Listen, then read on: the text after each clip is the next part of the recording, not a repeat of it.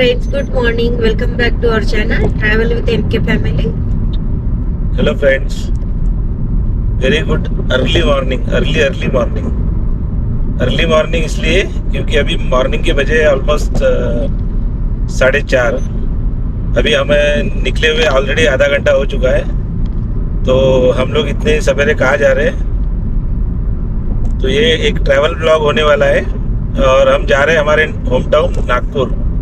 I think काफ़ी कम लोगों को पता है। हमने कभी ज़्यादा पर्सनल डिटेल्स शेयर नहीं किए।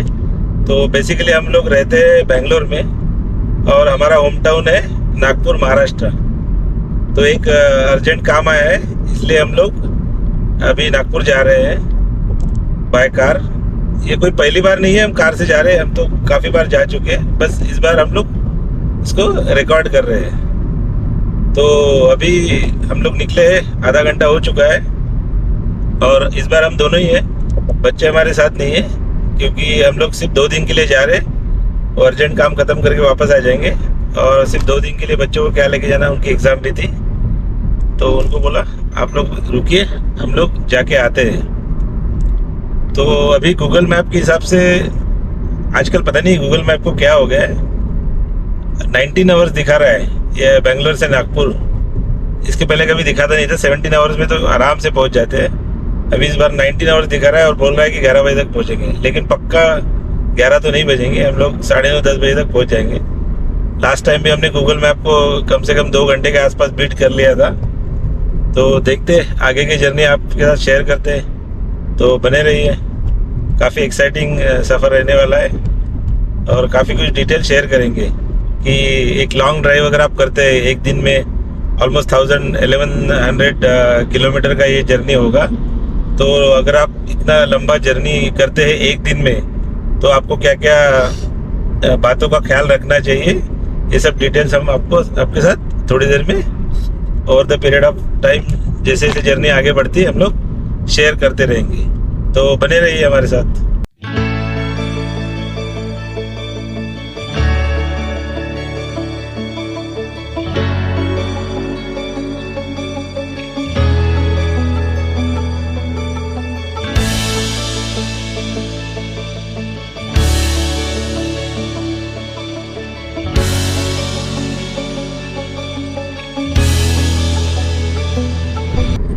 फ्रेंड्स, अभी आपने देखा होगा हमने अभी बेंगलोर एयरपोर्ट का जो टोल है वो क्रॉस किया है। लेकिन जस्ट टोल के पहले अराउंड 1 किलोमीटर पहले समझ में नहीं आ रहा वो एक्सीडेंट कैसे हुआ। इतना भयानक मंजर था कि अभी आपको क्या बोले। गाड़ी वगैरह कुछ दिखी नहीं, बंदा शायद अकेला था, लगता है हिट एंड रन केस है। और पूरा डिवाइडर पे यानी ऐसे खड़ी अवस्था में पड़ा था और इतना वो देख के इतना बुरा लगा क्योंकि उसकी बॉडी जो है ऊपर से यानी छाती के ऊपर से पूरी मुड़ी हुई थी और बाकी नॉर्मल थी एक्चुअली। तो सीरियसली मीन्स वो मंदिर जो है इतना भयावह था, दिमाग से अभी भी नहीं जा रहा है और समझ में नहीं आ रहा वो एक्सीडेंट हुआ क्या। शायद हिट एंड रन केस हो सकता है क्योंकि गाड़ी वगैरह तो वैसे भी यहाँ पे इस रोड पे ना 80 की लिमिट रखी है, लेकिन लोग ऐसे भगाते गाड़ियाँ हमने देखा है कि क्या ही बोले। अभी 120-130 की स्पीड से लोग चलाते हैं, तो कोई रोड क्रॉस कर रहा है, कुछ हो रहा है, डिफिकल्ट हो जाता है। तो थोड़ा केयरफुली रहना चाहिए, जो लिमिट दिया है उसको क्रॉस नहीं करना चाहिए। एटलीस्ट सिटी के अंदर तो भी थोड़ा केयरफुल रहना चाहिए।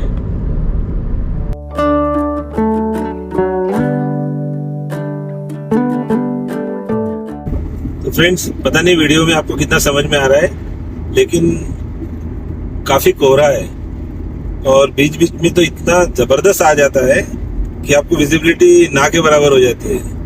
और ऊपर से भी उससे वर्स्ट पार्ट 1-2 बार ऐसी हुआ कि जो चौराहा है गांव से जो रोड इंटरसेक्शन है वहां से घना कोहरा आया था और सडनली कोई 2 व्हीलर वाला वो क्रॉस कर रहा है, तो सिचुएशन बड़ी क्रिटिकल हो जाती है। तो लग रहा है कि सूरज देवता के दर्शन थोड़े लेट होंगे आज।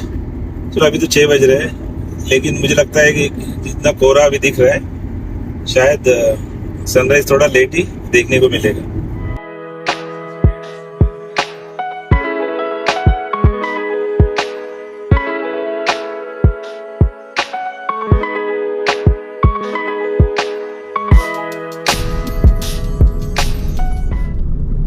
तो फ्रेंड्स, अगर आप यहाँ से अंदर जाते हैं, नंदी जी दिख रहे हैं आप, तो आपको लेपाक्षी टेम्पल की ओर जाना पड़ेगा।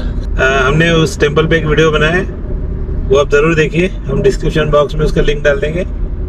काफ़ी ऐतिहासिक मंदिर है वो, और काफ़ी सुंदर उसका आर्किटेक्चर है। और इसी के साथ जैसे आपको लेपाक्षी का बोर्ड दिखा, हमने कर्नाटका छोड़ दिया है।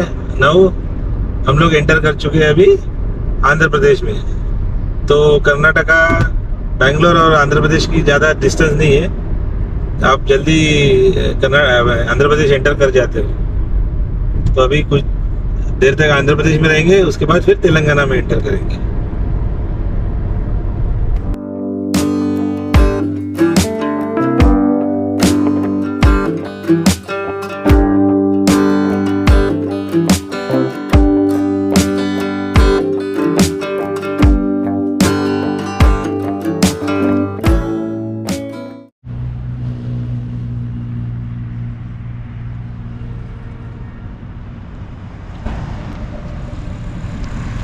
तो यहाँ भी हम रुके हैं थोड़ा बायो ब्रेक के लिए, और चाय वाय पी लेते हैं और फिर यहाँ से निकलते हैं। देख रहे हैं सनराइज हो चुका है, इतना सुंदर दिख रहा है। और ये रही हमारी गाड़ी।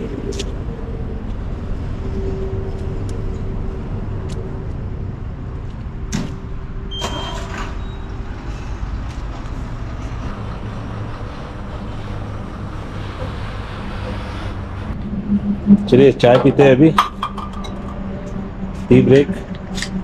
तो ये सब हम लोग साथ में लेके चलते हैं जितना पॉसिबल हुआ, क्योंकि इससे में टाइम बहुत बच जाता है और आपको घर का स्वाद आता है, वो बात अलग है। तो इस तरीके से अभी कुछ और टिप्स शेयर करेंगे। अगर आप लॉन्ग ड्राइव पे जा रहे हैं तो क्या क्या चीज़ें आप कर सकते हैं सो दैट आप टाइम बचा सकें।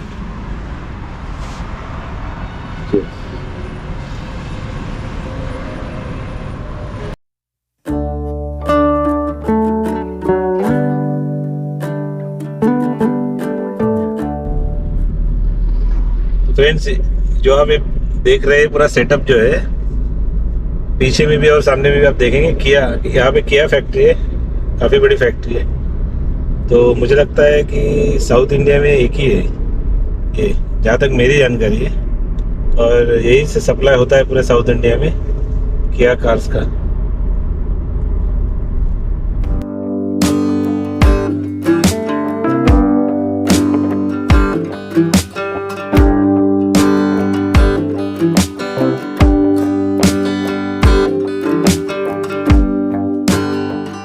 तो फ्रेंड्स, अभी हमने टोटल डिस्टेंस कवर किया है 175 किलोमीटर, और आपने बोर्ड देखा होगा अभी अनंतपुर जो है वो 50 किलोमीटर यहाँ से दूर है। तो वो हमारा पहला पड़ाव है। पहला पड़ाव हम इसलिए बोल रहे हैं क्योंकि एक्चुअल पड़ाव तो हमारा नागपुर है, जो बेंगलोर से 1100 किलोमीटर दूर है, काफ़ी 17 घंटे लगते, 17-18 घंटे।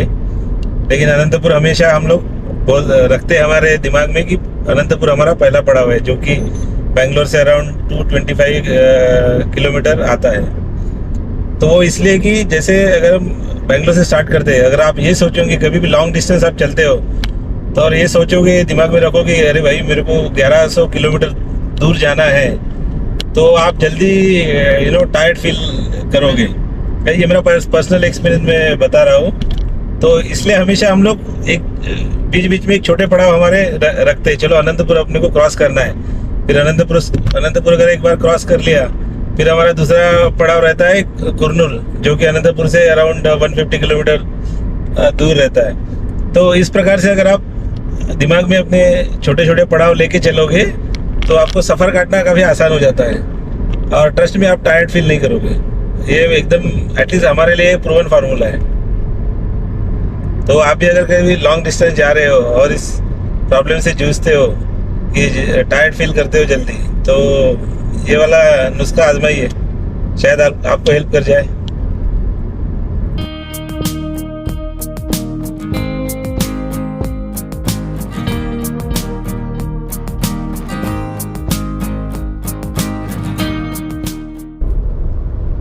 फ्रेंड्स, हमेशा की तरह हमारे कार के जो एंड्रॉयड ऑटो है उसने हमें धोखा दे दिया है।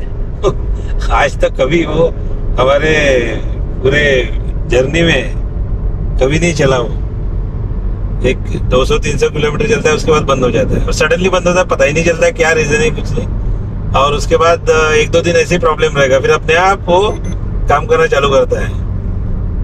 एक बात तो पक्का है कि मारुति वाले ने कुछ करना चाहिए इसके लिए। इनका जो एंड्रॉयड ऑटो सिस्टम है, अभी तो नए गाड़ियों में सब वायरलेस आ रहा है, लेकिन जो वायर्ड एंड्रॉयड ऑटो है ये बिल्कुल भी रिलायबल नहीं है। ये कब धोखा दे आपको कोई भरोसा नहीं। शायद इसीलिए उन्होंने ऑफलाइन मैप का भी एक प्रोविजन दिया है, या एक मेमोरी कार्ड देते हैं वो, जिसमें काफ़ी हद तक अपडेटेड रहता है। बट वही है कि आपको लाइव ट्रैफिक का कोई इसका प्रोग्रेस या स्टेटस यहाँ पे मिलता नहीं। ऑब्वियसली ये ऑफलाइन मैप है तो, लेकिन ये वाला मैप भी मस्त चलता है, ऐसा कुछ नहीं।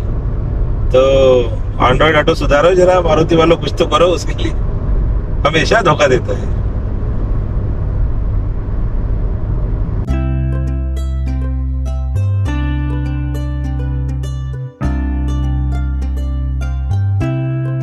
गलत है एक्चुअली, इतने बड़े हाईवे पे इतना बड़ा ट्रक रॉन्ग साइड आ रहा है, इसी वजह से एक्सीडेंट होते हैं। इतना कॉमन सेंस नहीं है। थोड़े आगे जाके यू टर्न भी ले सकते हैं, लेकिन नहीं, अपनी जान भी और दूसरों की जान भी खतरे में डालेंगे और इतना बड़ा रिस्क लेंगे।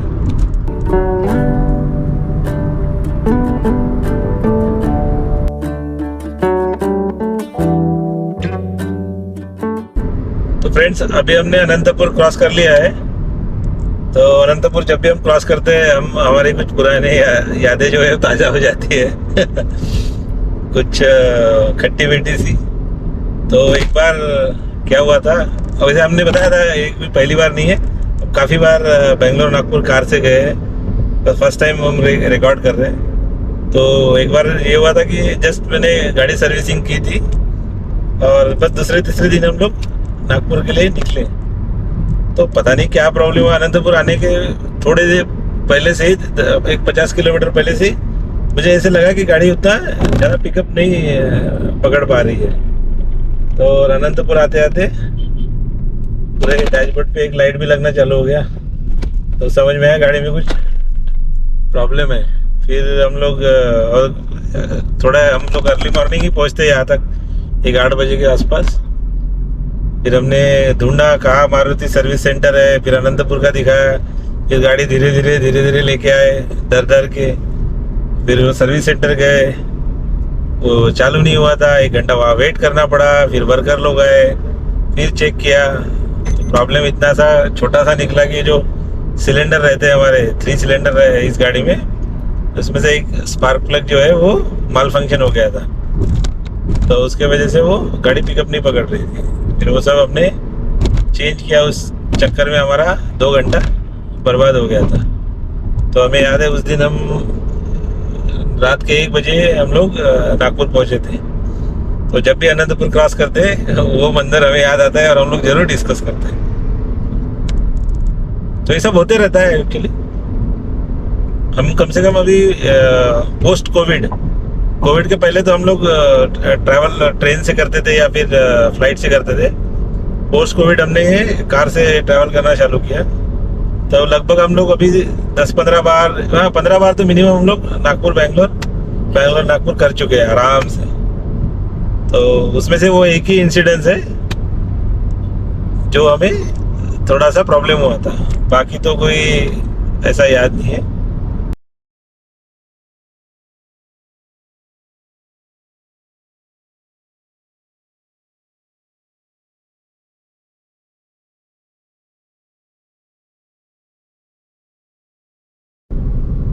इस रोड पे ना, इस हाईवे पे, नेशनल हाईवे 44 पे 2-3 जगह कभी मजेदार चीज है। कहाँ ब्रिज बन रहे, 2-3 जगह आप देखे हुए, एक डाइवर्जन आता है वहाँ ब्रिज बन रहे, और अगल बगल आप देखोगे ना कोई गांव नहीं, कुछ नहीं, पता नहीं कहाँ क्यों ब्रिज बना रहे वहाँ। और जहाँ सच में जरूरत है ना वहाँ तक अभी भी ब्रिज नहीं बनाया है। तो पता नहीं क्या सोच है इनकी। मैं आपको आगे बताऊंगा। एक्चुअली कुछ जगह तो बिल्कुल ब्रिज बनना ही चाहिए था, 10 साल पहले ही बनना चाहिए था, लेकिन वहां नहीं बनाया है, अभी तक नहीं बनाया है। लेकिन जहाँ जरूरत नहीं वहां बना रहे, पता नहीं क्या स्ट्रेटजी है इनकी।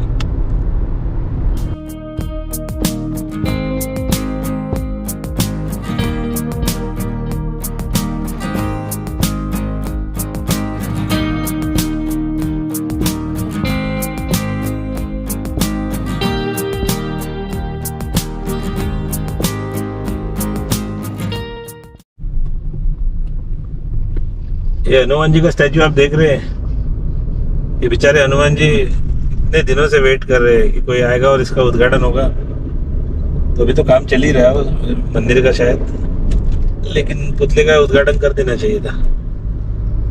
मस्त शानदार सा पुतला है, लेकिन उनको ढक के रखा है काफी दिनों से, क्योंकि हम लोग इसके पहले भी 2-3 बार गए थे, तब से वो ढका हुआ ही है।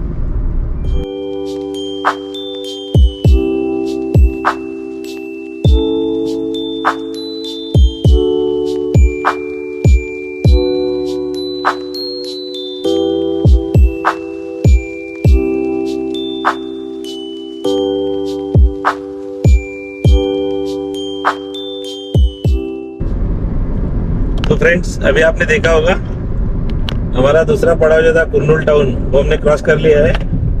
अभी हैदराबाद का डिस्टेंस बचा है अराउंड 200 किलोमीटर। तो अभी नेक्स्ट पड़ाव हमारा डायरेक्ट हैदराबाद है। तो होपफुली अभी बजे 9:30, तो होपफुली हम लोग 12:30 बजे तक हैदराबाद तक पहुंच जाएंगे। उससे जल्दी होगा, बट वर्स्ट केस सिनेरियो 12:30 बजे तक पहुंच जाने चाहिए, क्योंकि कभी कभी हैदराबाद के जस्ट पहले 30-40 किलोमीटर से काफ़ी ज़्यादा ट्रैफिक मिलती है। तो देखते हैं आज क्या सीन है, तो बने रहिए हमारे साथ।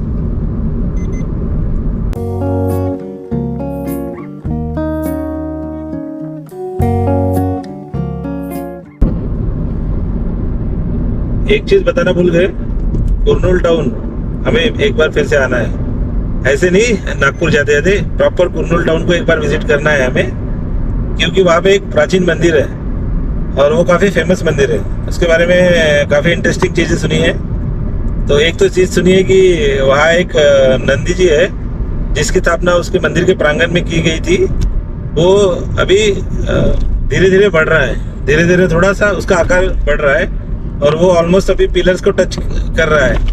तो आर्कियोलॉजिकल डिपार्टमेंट में काफ़ी कंफ्यूज है कि ये कैसे हो रहा है, क्या हो रहा है, और उनको अभी एक पिलर मतलब रिमूव करके उसके लिए स्पेस बनानी पड़ रही है। ये तो काफ़ी सालों से हो रहा है, अचानक से नहीं हुआ है। तो वो सब हमें ज़रूर कवर करना है, और उस मंदिर के बारे में काफ़ी सारी बातें भी प्रचलित है जो हम लोग कभी कवर करेंगे। तो देखते हैं कब उसका मुहूर्त निकलता है। वैसे हमारी लिस्ट काफ़ी लंबी हो चुकी है, हमारे लिस्ट में काफ़ी सारे टेम्पल्स हैं, काफ़ी सारे प्लेसेस हैं जो हमें कवर करने हैं। तो जैसे जैसे टाइम मिलता है वैसे वैसे देखते कैसे होता है। कभी हमको टाइम रहता है तो बच्चों की एग्ज़ाम होती है, कभी उनको टाइम रहता है तो हमें टाइम नहीं रहता। तो ये सब एडजस्ट कर करके जितना हो सके उतना कवर कर रहे हैं हम लोग।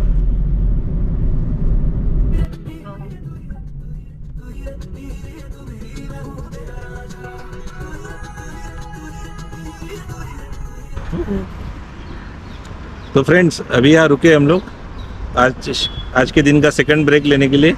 अभी यहाँ ब्रेकफास्ट करते हैं, साथ में लेके आए हैं। तो जैसे आपने देखा होगा हम लोग चाय भी साथ में लेके आए थे, ब्रेकफास्ट भी साथ में लेके आए, और लंच भी हमारे साथ में ही है। तो ये एक तरीका है टाइम बचाने का। अगर आप लॉन्ग ड्राइव पे जा रहे हो, 1000 किलोमीटर आपको एक ही दिन में कवर करना है, तो ये कुछ नुस्खे हैं। आप अगर खाना अपने साथ रखते हो तो काफ़ी टाइम आप बचा सकते हो। ट्रस्ट में एक्चुअली अभी हमारा ब्रेकफास्ट 10 मिनट में हो जाएगा। वही हम लोग होटल में जाएंगे, ऑर्डर करेंगे, आएगा, उसमें आराम से 30 मिनट टू 45 मिनट निकल जाते हैं। तो याद रखिए ये चीज़ को। चलिए अभी ब्रेकफास्ट करते हैं और थोड़ी देर में मिलते हैं आपसे।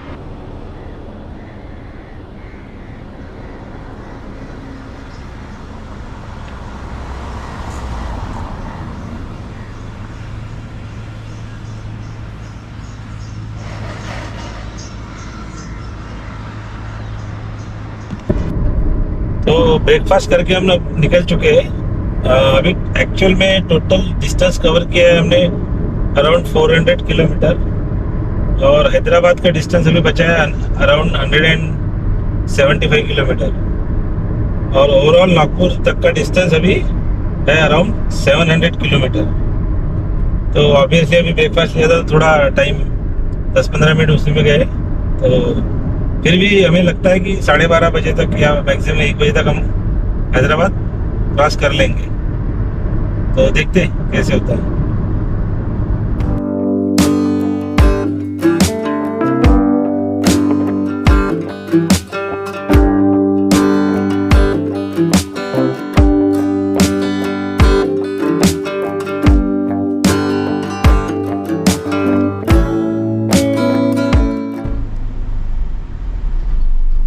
लगता है यहाँ कुछ एक्सीडेंट हुआ है। हाँ, उन्होंने ठोक दी, स्पीड ब्रेकर पे एक दूसरे को ठोक दी।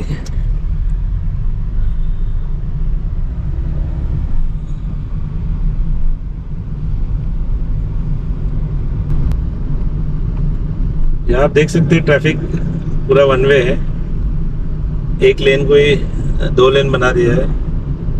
मजे की बात है कि हम ऑलमोस्ट अभी 3 साल से ट्रैवल कर रहे हैं, और मुझे याद है, अच्छे से याद है, लास्ट 2 साल से ऐसी सिचुएशन है यहाँ पे। पता नहीं, गडकरी साहब ने बड़े बड़े हाईवे बना दिए हैं, लेकिन ये ब्रिज नहीं बन रहा है इनसे, क्या बोले।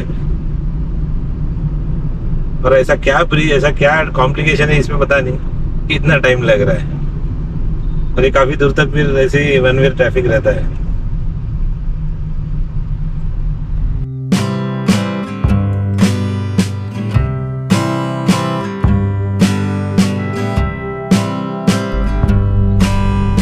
तो अभी हैदराबाद ज़्यादा बचा नहीं है, सिर्फ 30 किलोमीटर डिस्टेंस बचा है।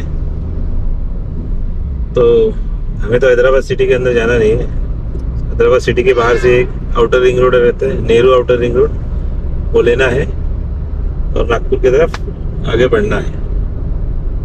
लेकिन अभी जैसे जैसे हैदराबाद अप्रोच होगा, ट्रैफिक थोड़ा बढ़ेगा, आपकी स्पीड काफ़ी कम हो जाएगी।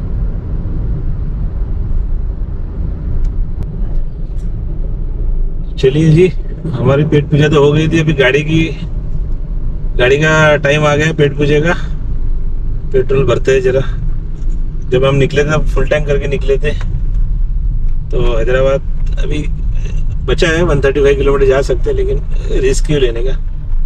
तो क्योंकि नेहरू आउटर रिंग रोड जो है वो 70 किलोमीटर का हुआ, उस आउटर रिंग रोड पे कुछ भी नहीं है, पेट्रोल पंप वगैरह कुछ नहीं है, तो सोचा यही भर लेते हैं।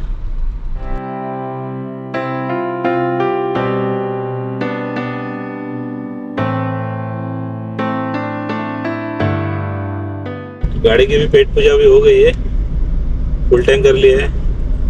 कर्नाटका और तेलंगाना में लगभग 8 रुपीज़ का डिफरेंस है। कर्नाटका में 102 रुपये है, लेकिन यहाँ पे 110 रुपये।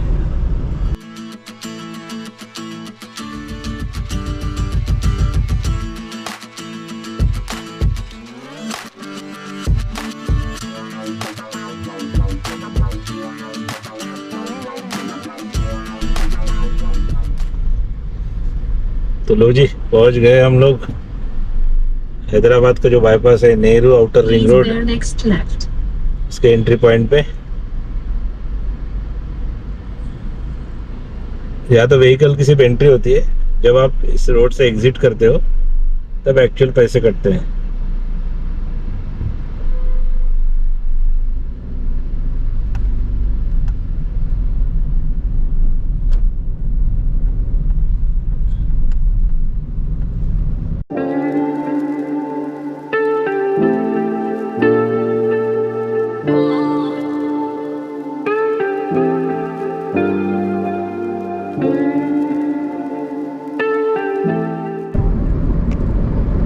तो बेंगलोर से जब हम निकलते हैं नागपुर पहुंचते तक हमको टोटल 18 या 20 टोल गेट से पार होके जाना पड़ता है। तो टोटल कॉस्ट जो आता है टोल टैक्स का, वो अराउंड 2200 रुपीज़ का होता है। सबसे ज़्यादा एक्सपेंसिव जो टोल गेट है वो ये वाला है, नेहरू आउटर रिंग रोड का। अभी तो खाली व्हीकल की एंट्री की है वहाँ पे, एग्जिट पे जब इस रोड से एग्जिट लेंगे तब वहाँ पे पैसे कटेंगे। तो अराउंड 165 या 170 रुपीज़ यहाँ पे आपको टोल देना पड़ता है। लेकिन कोई गम नहीं, आप तो रोड भी देख ही रहे होंगे, अभी फिर दिखाएंगे आगे से। इतना मस्त रोड है, मक्खन रोड है एकदम, बिल्कुल पूरा 5 लेन वाला। आपको शायद ही ब्रेक दबाने की कभी जरूरत पड़ती है आपको। और कंप्लीट ये स्ट्रेच है, यानी जहाँ से हमें एग्जिट लेना है नागपुर के लिए, तो complete stretch around 70 kilometre, 66-70 kilometre का है, सिर्फ आधे घंटे में पार हो जाता है। तो हम लोग जब भी इस रोड से गुजरते हैं तो एक मन में हमेशा ख्याल आता है, और हम लोग डिस्कस करते हैं, बोलते हैं गडकरी जी नागपुर तक पूरा रोड ऐसे ही बना दीजिए, तो ले लीजिए, कोई टेंशन नहीं है, लेकिन बना दीजिए ऐसे। तो अभी कितने अराउंड 17 आवर्स लगते हैं, 12 घंटे में पहुंच जाएंगे नागपुर। गडकरी जी कुछ कीजिए। अब देखिए रोड, एंजॉय कीजिए आप।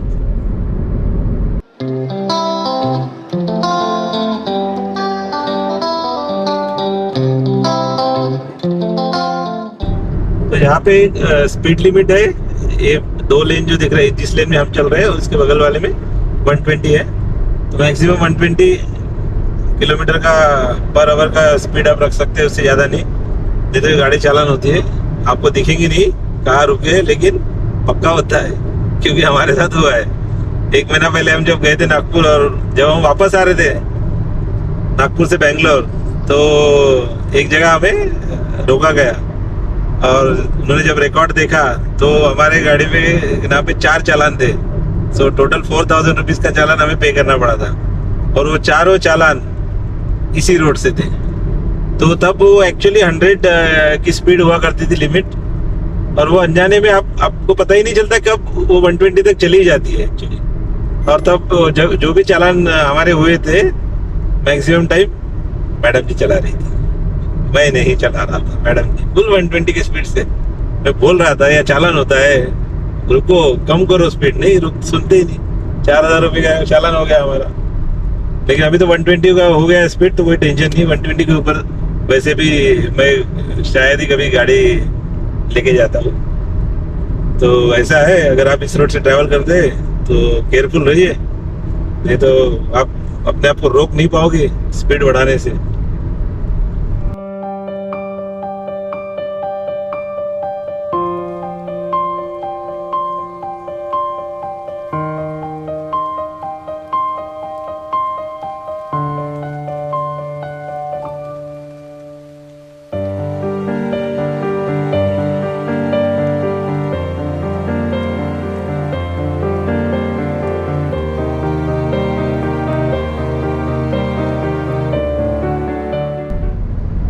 तो ये जो स्ट्रेट रोड है, ये वारंगल भी जाता है। वारंगल भी हमें जाना है, वो भी लिस्ट में है, क्योंकि एक काफी प्राचीन मंदिर है वारंगल में, लोग उसे 1000 पिलर टेम्पल कहते हैं। वो हमें जाके कवर करना है। वो अपने आप में एक अजूबा है वो टेम्पल, इसीलिए उसको वर्ल्ड हेरिटेज साइट भी घोषित किया गया है काफी पहले। ऐसे बोला जाता है कि अगर आपको आज के मॉडर्न जमाने में, अगर आप सिविल इंजीनियर्स है, अगर उनको सीखना है कि अर्थक्वेक रेजिस्टेंट बिल्डिंग्स कैसी बनानी है, तो उन्होंने उस टेम्पल को जरूर विजिट करना चाहिए। क्योंकि ऐसे बोला जाता है कि उस जमाने में हजारों साल पहले इतनी उन्नत टेक्नोलॉजी का उन्होंने उपयोग किया है, क्योंकि वो एरिया है उसमें काफी बार भूकंप आए हुए प्राचीन काल से अब तक, लेकिन उस टेम्पल पे कुछ भी नहीं हुआ है। तो ऐसे बोला जाता है कि जिन्होंने वो टेम्पल डिजाइन किया, जिन्होंने बनाया, उनको उस टेक्निक के बारे में पूरा पता था, और उन्होंने उस मंदिर को ऐसे बनाया कि भूकंप भी उसका कुछ नहीं कर सकती है। तो आज के इंजीनियर्स को वहां जाके जरूर कुछ सीखना चाहिए।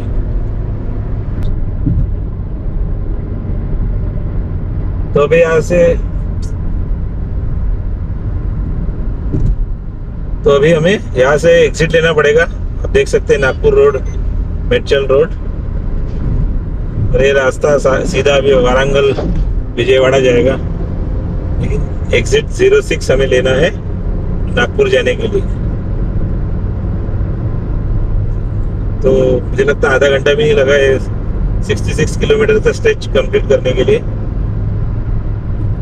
मजा खत्म हो गया, लग जाइए अपने आप रेगुलर रोड पे। Please turn next left. Please turn next left. Then take the next left turn immediately. Turn right. Then take the next right turn. Right left क्या कंफ्यूज कर रही है पता नहीं मैं सीधा सीधा एक लेफ्ट लेना है, उसके बाद कंटिन्यू करना है। लेफ्ट राइट कर रही है तब से। Turn left after 300 meters.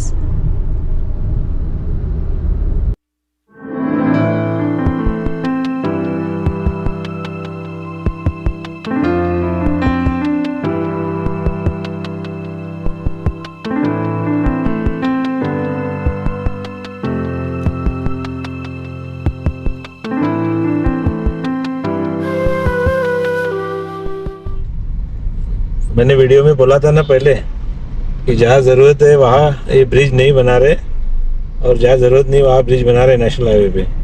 अब ये जो था, हमने नेहरू आउटर रिंग रोड से आप जब एग्जिट लेते हैं, और ये मेडचल करके एक टाउन है, इसको क्रॉस करते करते आपको काफ़ी टाइम लग जाता है क्योंकि काफ़ी ट्रैफिक रहती है इस पर।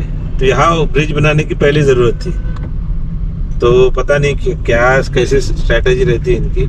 जब ये नेहरू आउटर रिंग रोड बना था तभी सोच के यहाँ एक ब्रिज बना देना चाहिए था, पूरा ट्रैफिक को ब्रिज के ऊपर से एकदम एग्जिट कर लेना चाहिए था, बट पता नहीं क्या सोचते। यहाँ पे अभी ये टाउन के बीच से जाता है तो यहाँ इंटरसेक्शंस काफी है, Right after 1 kilometer. रोड लोग सडनली आ जाते हैं तो थोड़ा डिफिकल्ट होता है। शायद अभी कुछ चल रहा है, ऐसे लग रहा है काम, शायद मुझे लगता है ब्रिज का ही होगा, शुरू हुआ है, पता नहीं कब खत्म होगा अभी।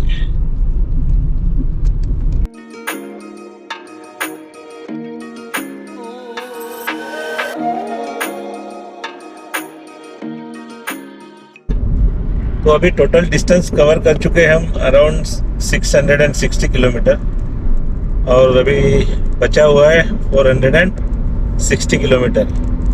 तो जो मेजर माइलस्टोन रहता है हमारे जर्नी का, हैदराबाद, वो हमने क्रॉस कर लिया है। और अभी बड़ा एक्चुअल में एंड माइलस्टोन हमारा है नागपुर, लेकिन उसके बीच में अभी हमेशा की तरह छोटे छोटे माइलस्टोन हम रखेंगे। तो पहले निज़ामाबाद टारगेट करेंगे, फिर आदिलाबाद, उसके बाद फिर हम महाराष्ट्र एंटर करते हैं। तो आगे की जर्नी देखते कैसे होती है।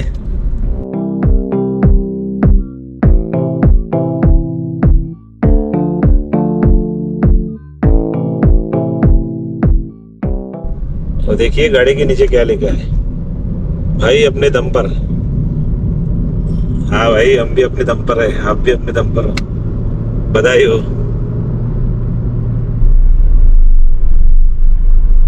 अब इस रोड पे निज़ामाबाद आने तक 2-3 जगह ब्रिज बन रहा है, तो यहाँ हमें एक ना एक बार तो ज़रूर रुकना पड़ता है, ये पक्का है इस रोड पे।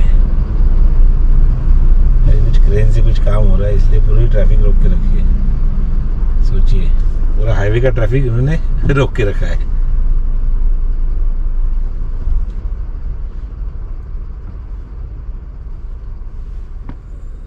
बगल में मंदिर दिख रहा है, शानदार।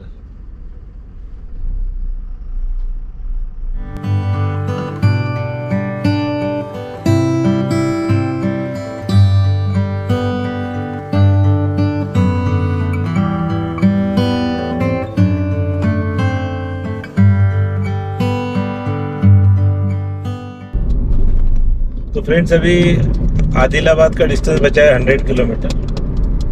नागपुर की जर्नी में आदिलाबाद एक बड़ा सा एक माइलस्टोन रहता है हमारे लिए।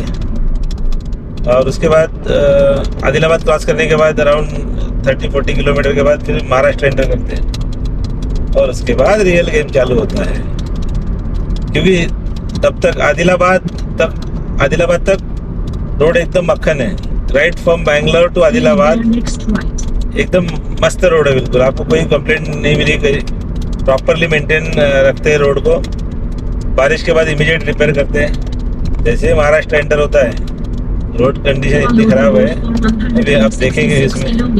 तो मुझे कभी कभी समझता नहीं कि गडकरी साहब, फिर से गडकरी साहब पे आ रहे हैं हम लोग। गडकरी साहब हमारे महाराष्ट्र से, हमारे नागपुर से, फिर भी वो पैच काफ़ी दिनों से खराब है। ऐसा नहीं कि अभी अभी बारिश के बाद खराब होता है, वो हमेशा ही उसकी हालत ऐसी रहती है और पता नहीं उसके पीछे का रीज़न क्या है एग्जैक्टली। तो यही है, इसलिए ये डिस्टेंस ज़्यादा बचा नहीं रहता है, फिर भी टाइम बहुत दिखाता है, क्योंकि आप उस रोड पे गाड़ी की स्पीड 70 के ऊपर आप नहीं ले जा सकते, क्योंकि बीच में कब गड्ढा आ जाए और कब गाड़ी उछल जाए जो से आप कोई गारंटी नहीं है उसकी। तो 50-60 किलोमीटर का पैच बहुत ही ख़राब है। तो अभी थोड़ी देर में आपको एक्सपीरियंस देते हैं उस रोड का भी।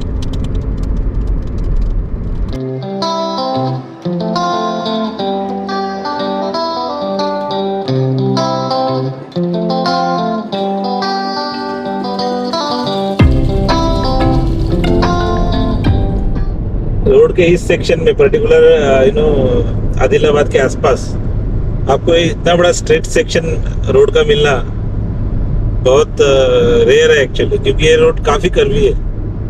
ये पूरा एरिया इनफैक्ट एक वाइल्ड लाइफ सेंचुरी तो नहीं है, लेकिन एक जंगल एरिया है, तो प्रोटेक्टेड एरिया है, काफ़ी कर्वी है एक्चुअली। तो इतना बड़ा स्ट्रेट बहुत रेयर है दिखना, लेकिन ड्राइव करने का मज़ा आता है इस रोड पे। आदिलाबाद के ये मेरा फेवरेट सेक्शन है इस रोड का एक्चुअली, बेंगलोर टू नागपुर का काफ़ी मज़ा आता है। और अगर इवनिंग हो गई हो तो और ज़्यादा मज़ा आता है ड्राइव करने के लिए।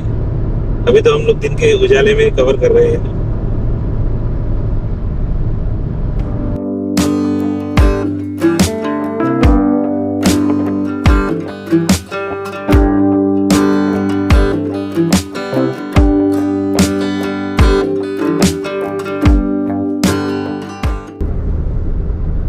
मैंने बोला था ना ये रोड काफ़ी सीनिक है, ड्राइव काफ़ी एंजॉय करते हैं, इसे यही रीज़न है। देखिए फुल ग्रीनरी है, रोड की कंडीशन भी मस्त है, मस्त कर्वी रोड है, तो मज़ा आता है। जैसे वो रेसिंग गेम में नहीं कार आप ऐसे ऐसे ऐसे ऐसे चलाते हो मूव करके, बस वैसे मज़ा आता है। लेकिन रेस नहीं करना है, नॉर्मल स्पीड से ही चलाना है, but that feeling you will get actually.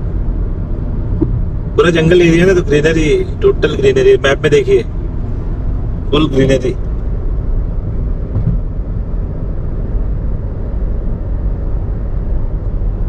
लेकिन उसके डिसएडवांटेज भी है, ज़्यादा होटल्स नहीं है इस एरिया में, पेट्रोल पंप्स भी इतने नज़दीक नहीं है।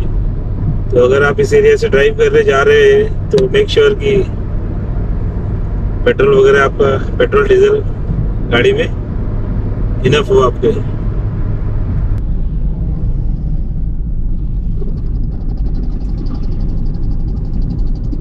बारिश के बाद इस रोड का हमेशा कुछ ना कुछ काम चालू रहता है, मेंटेन रखते हैं प्रॉपर। फिर लास्ट टाइम हाल ही में आए थे तब भी यह काम चल रहा था, अभी भी यह काम चल रहा है। और जहाँ काम चल रहा है उसके सामने पूरा पैची रोड है, देखते हैं इसको भी बना देंगे वो। और अभी महाराष्ट्र एंटर होने वाले हैं, तो रियल फन।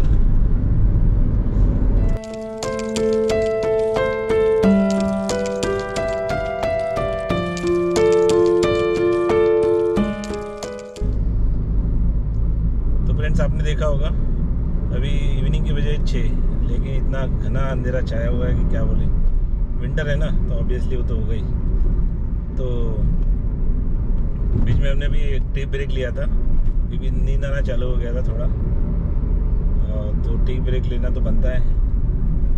और एक अगर आप लॉन्ग ड्राइव कर रहे हैं तो ऑब्वियसली आपको नींद आएगी, क्योंकि आप अगर मॉर्निंग में आपने 5 बजे चालू किया है और आप कंटिन्यूस ड्राइव कर रहे हो, अभी 12 आवर से ज़्यादा हो गया आप मैं कंटिन्यूस ड्राइव कर रहा हूँ, तो नींद आना स्वाभाविक है।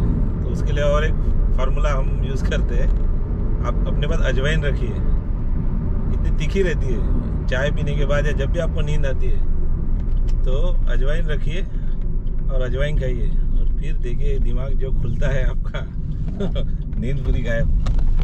तो ऐसे कुछ फार्मूले हैं हमारे पास जो हम यूज़ करके हमारा डिस्टेंस जो है वो कवर करते हैं, 1100 किलोमीटर का। तो अभी हम महाराष्ट्र एंटर कर चुके हैं। हमने अभी जैसे एंटर किया 2-3 गड्ढे एकदम रोड के बीच से कैसे हमने बचाए वो हमें ही पता है। तो अभी रियल फन चालू हो गया है।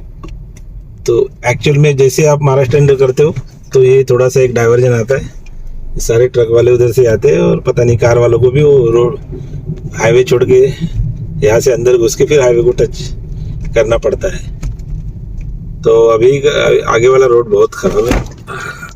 अरे भगवान ये तो स्पीड ब्रेकर था, गड्ढा नहीं था, लेकिन आगे वाला रोड सच में बहुत खराब है। अभी आप देखेंगे ये क्या कर रहे हैं यार, सामान का आदान प्रदान कर रहे हैं एक दूसरे ट्रक में।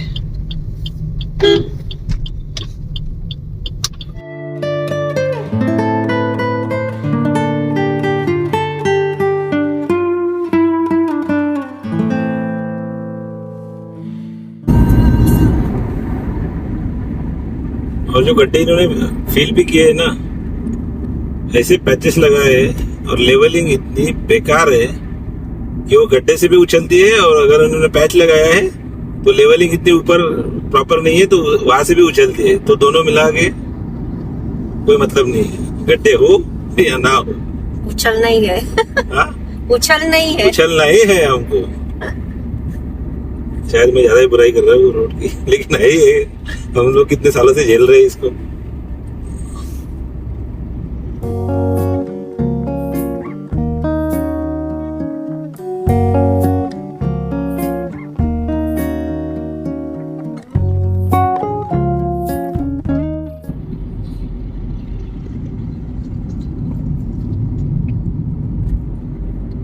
फ्रेंड्स, एक तो ये रोड काफी उबड़ खाबड़ है, आप देख ही रहे हैं। मैंने बोला था ना लेवलिंग कैसे करते हैं, मस्त लेवलिंग है इनकी, गड्ढा और लेवलिंग एक ही हो गया वो। और ऊपर से इतने सारे लोग रॉन्ग साइड आ रहे हैं। अब हम समझ में नहीं आ रहा है कि हम गड्ढे बचाएं या उनको बचाएं। बड़ा क्रिटिकल सिचुएशन हो जाती है अभी। लोगों को थोड़ा कॉमन सेंस होना चाहिए, क्या करें। बोलते हैं ना कॉमन सेंस इतना कॉमन नहीं रहा आजकल, अनकॉमन हो गया, यही बात है।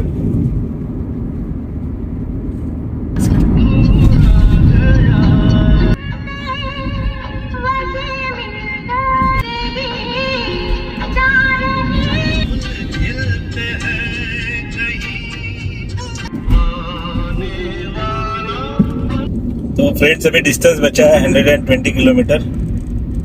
गूगल मैप के हिसाब से हम लोग 9:15 बजे पहुंच जाएंगे, 9:30 तक तो पहुंच ही जाएंगे श्योर शॉट। तो होप सो आपने पुराने गाने एंजॉय किए होंगे। ये सब गाने सुनने के बाद ना पक्का यकीन हो जाता है, फालतू में ऐसे ही नहीं बोलते। जब सॉन्ग्स की बात आती है तो old is gold, that is ultimate actually. Means आजकल के गाने तो लाइफ उनकी कितनी है, मैक्सिमम एक महीने के बाद तो वो गाना कोई याद भी नहीं रखता। लेकिन ये गाने देखिए, आज भी हम सुनते हैं तो ऐसे लगता है कि कंटिन्यूअस सुनते ही जाए। तो रोड खराब है, फिर से बता रहा हूँ, लेकिन उसको हम लोग मेकअप कर रहे हैं ये गाने सुन के, तो ताकि सफर जो है थोड़ा सुहाना हो जाए। गड्ढों के बीच में से भी सफर सुहाना हो जाए।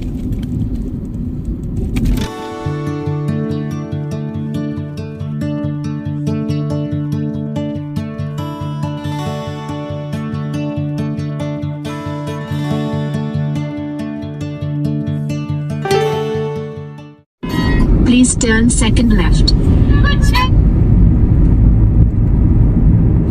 अभी हमें यहाँ से लेफ्ट लेना है नागपुर के लिए, और राइट लेके आप चंद्रपुर जा सकते हैं। ये जो पूरे जर्नी में 1100 किलोमीटर की जर्नी में एक ही टर्न रहता है जो आपको Follow the road for 47 kilometers.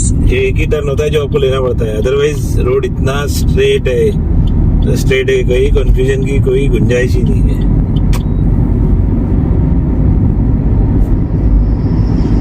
तो अभी डिस्टेंस यहाँ से बचा है 70 किलोमीटर। सो टाइम अभी भी 8:30 बजे, 8:20 पहुँच जाएंगे 9:15 बजे तक। 9:15 9:30 बजे तक तो पहुँच ही जाएंगे।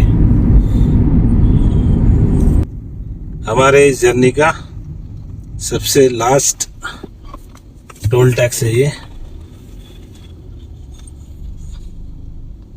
इसके बाद सब फ्री मतलब बचा ही कितना रोड है अभी।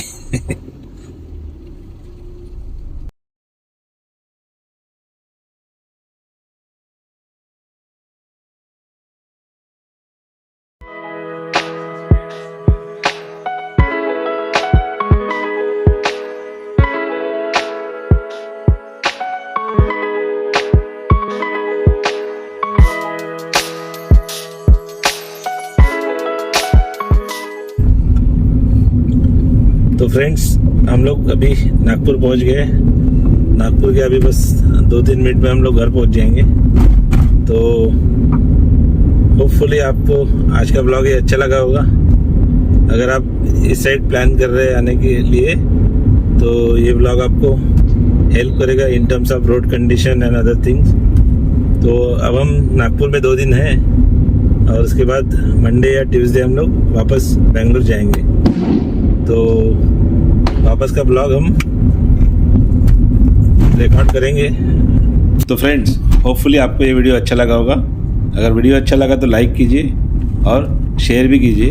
अगर आप चैनल पे नए हैं तो सब्सक्राइब कीजिए और बेल आइकन दबाना मत भूलिए। तो जल्दी ही मिलते रिटर्न जर्नी के साथ। तब तक टाटा, बाय बाय।